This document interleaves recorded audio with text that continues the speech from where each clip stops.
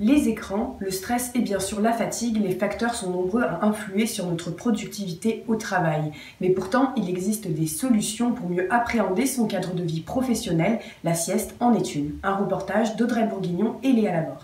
Durant une journée de travail, difficile de ne pas piquer du nez, surtout après le déjeuner. Et ce n'est pas un hasard, le début d'après-midi représente la 6e heure après le lever.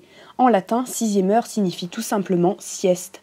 Cette dernière serait donc essentielle pour une meilleure productivité au travail. En plus de réduire le stress, elle permet une meilleure concentration et augmente la créativité. Et selon la NASA, un travailleur qui siesterait serait jusqu'à 35% plus productif.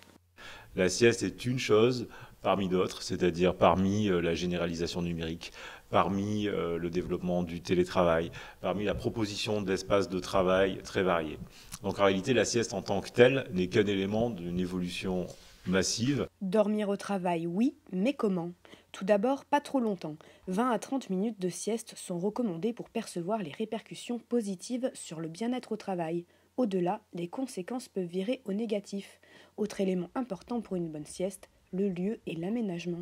La solution qui nous paraît la plus adaptée, c'est des espaces polyvalents. Il existe des fauteuils qui sont protégés par des écrans translucides de tout ce qui se passe autour et qui permettent de pouvoir se reposer dans un espace calme, d'être un peu coupé de son environnement. Si, comme chez Flores, la sieste au travail tend à se développer, seulement 12% des responsables se disent prêts à l'intégrer à leur entreprise.